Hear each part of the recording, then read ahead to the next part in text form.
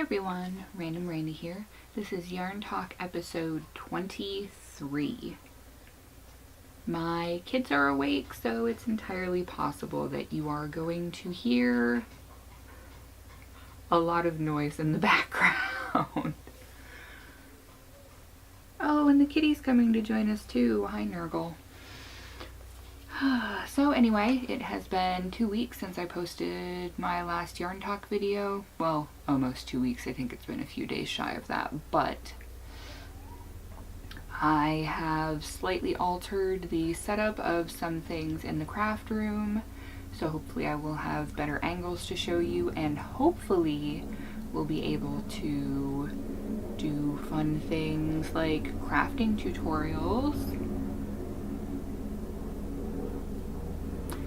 We live on a military base near the airfield, so I don't know if you'll be able to hear that or not, but there is definitely a large aircraft going overhead at the moment, and it's very loud to me. Yay for tons of disruptions already. Oh, and now you're chiming in with your purring. Oh, thank you, Nurgle, just what everybody needed. So, I actually have a few things finished this week. Yay! That seems like it almost never happens anymore.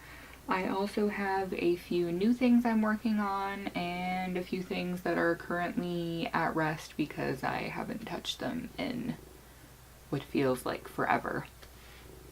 So, going to start off with the few things that I do have finished. First thing is another knitted washcloth. And it is the same pattern as the one that I showed last time, but I did make it smaller this way. Unfortunately, because I was going for stripe completion, I actually made it longer this way, so it's almost more like a small hand towel than a dishcloth. But whatever, it still gets the job done. It's made with I Love This cotton, and I don't remember the colorway, but as you can see, it's green and brown self-striping, and this is the Copycat dishcloth. And I'll leave a link for that pattern down in the description box below. So there's one thing that's done. Second thing, which I actually did all of between yesterday and the day before, is this Octopus Cthulhu hat, which is actually for an international order. And it is one of those weird things, I don't know, I always find a few items that are kind of funky that I like to think of as my signature items that I know very few people or next to nobody else makes. And this, aside from one of the tank tops that I make, is my biggest seller in my Etsy shop. This is actually for an order. I will be getting this put in the mail tomorrow, and this is for an international order. This is going all the way to the UK, which is crazy to me that somebody's willing to pay almost as much for shipping as they are for the item itself. Absolutely insane. And this is made with Big Twist Premium Spring Tones, which so far as I know has actually been discontinued, which is a bummer because Big Twist Premium is thicker like Red Heart with Love. It's got a decent price point on it, but I looked into going into a Joann's and they had a bunch of mill-end bags of these. I think I bought 5 or 6 bags and there are 3 in a bag. Takes me about 1.5 balls to make a hat, so enough for 10 more of these I had at one point. Now I think I'm down to quantity for 8. And this is the little bit that I have left over from making that particular hat.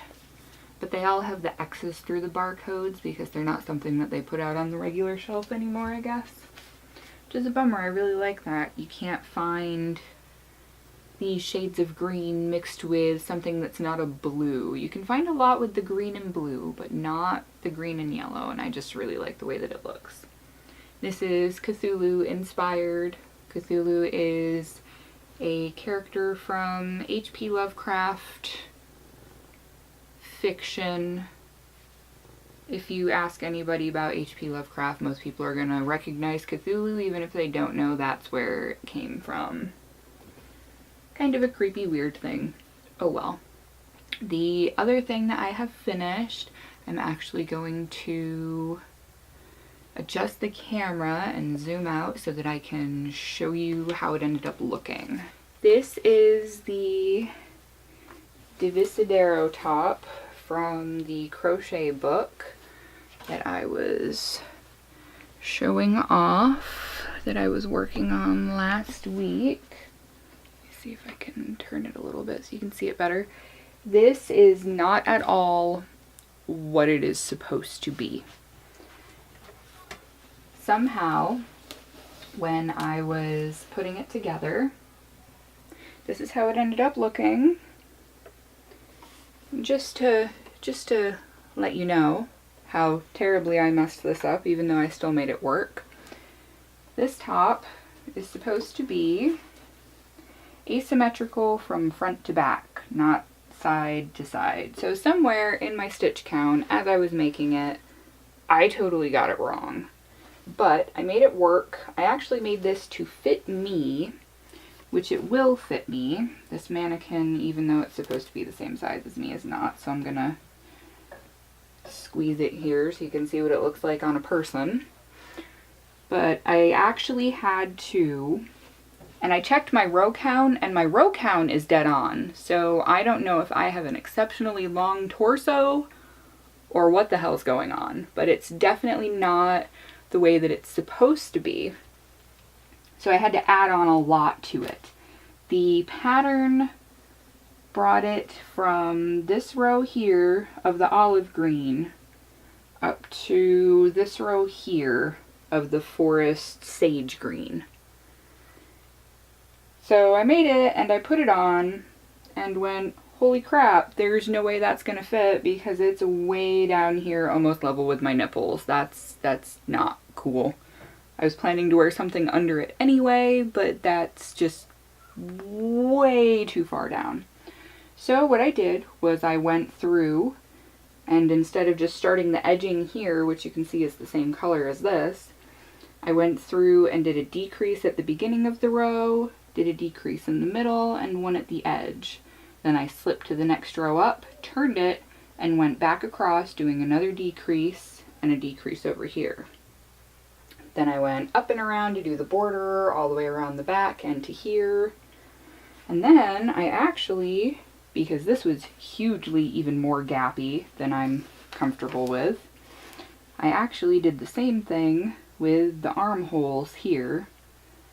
Did a decrease on each edge, slipped up, and did another one here before doing the edging. So it's a lot baggier than I wanted it to be, but it also wasn't long enough yet.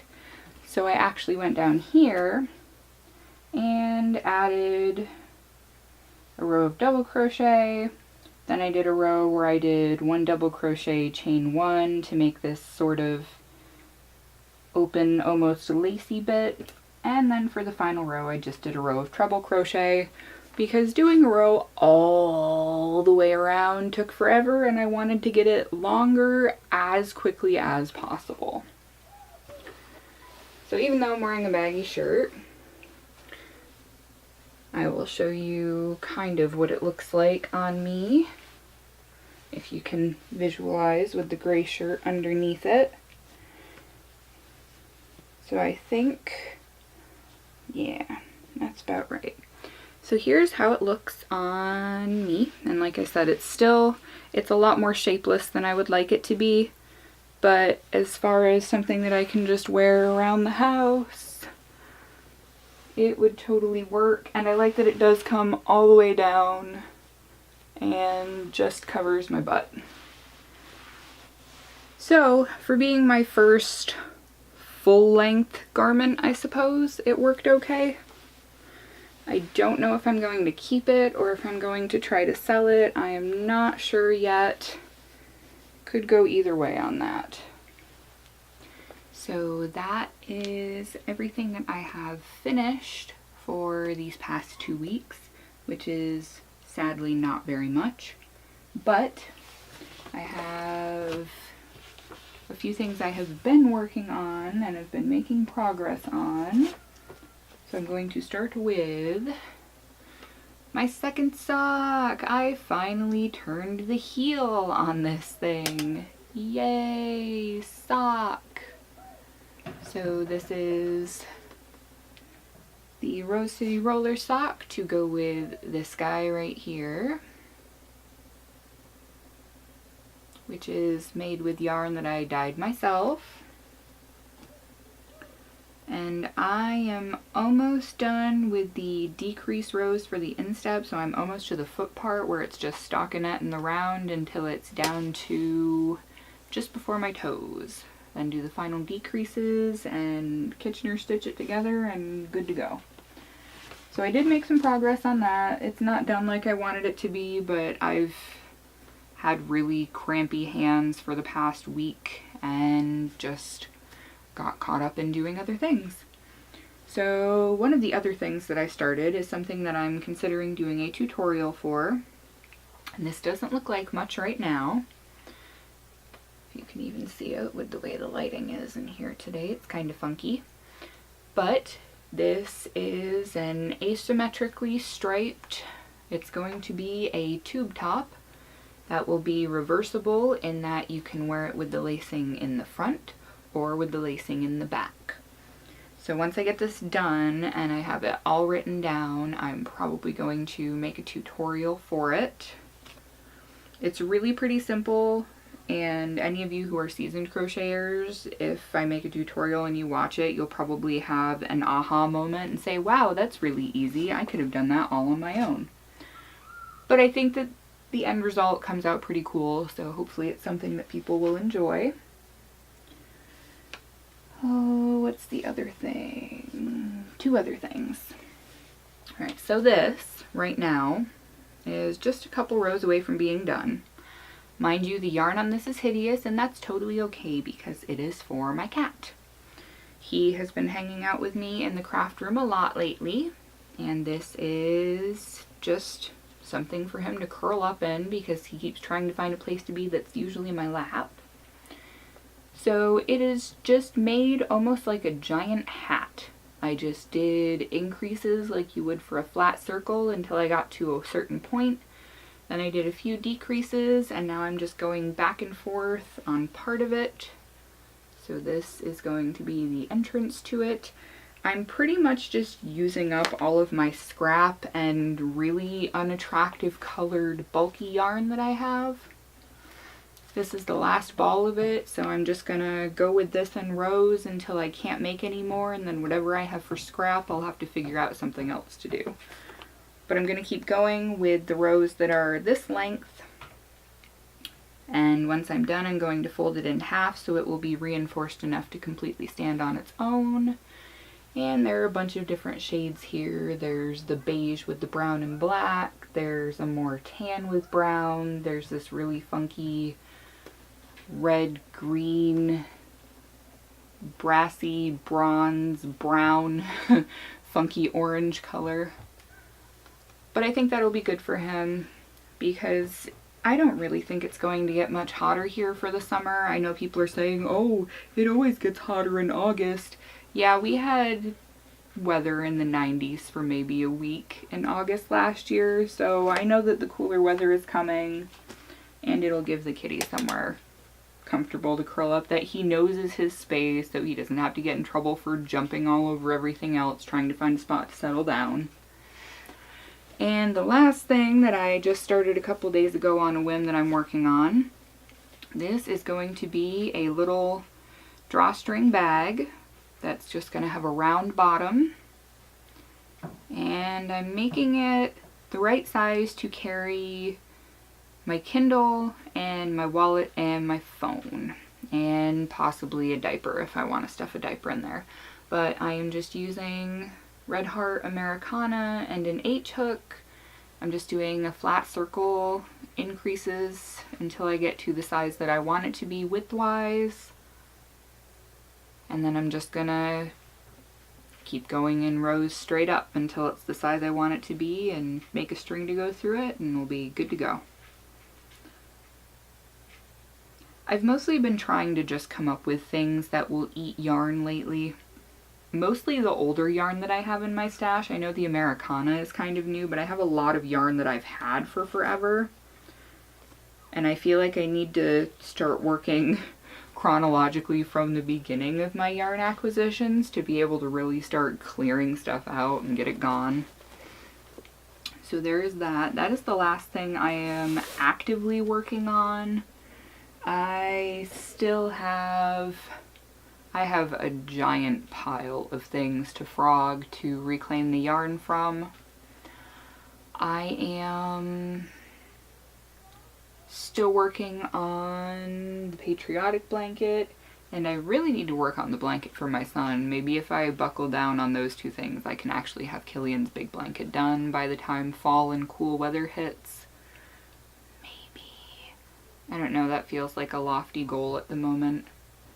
But aside from the weather taking a turn for the cooler today, it was hot yesterday. I was expecting it to be at least as warm today.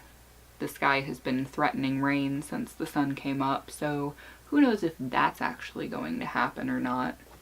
I'm hoping that once I get into more of a consistent schedule with writing, that I will be able to get back into a more regular upload schedule with crafting videos as well, because now that I'm getting better at dictation, which is when you speak to your computer and it's speech to text pretty much, you talk to it and it types for you. There's a little bit of a learning curve, but the more you use it, it really does recognize it better. And the cool thing about it is that you can program words into it and the way that you say them. So if you're working like I am in my writing with Old Norse, or if you have made up names for races and you're writing fantasy, you can write it out and speak it exactly how you in your mind hear it said, and the computer will acknowledge that and spell it out correctly, so you don't have to change it every time because it's completely mishearing you. So getting better at that means that I'm also able to knit and crochet while I am writing, and we're about to have help. Maybe. What, buddy? I picked you a flower. You picked me a flower? Oh, thank you, Hunter. Thank you, sweetie. You can sew it. Hunter likes to pick me dandelions. Yeah. Yeah. You can now talk better. Oh, I can talk better? Oh, thank you.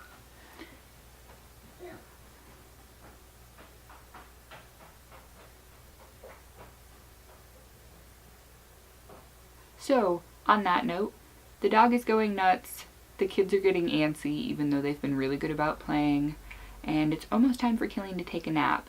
So I am going to end this here, and I wanted to say thank you to all my new subscribers. Welcome to the madhouse. Thank you to all of my old subscribers for sticking around, and hopefully you will continue to do so.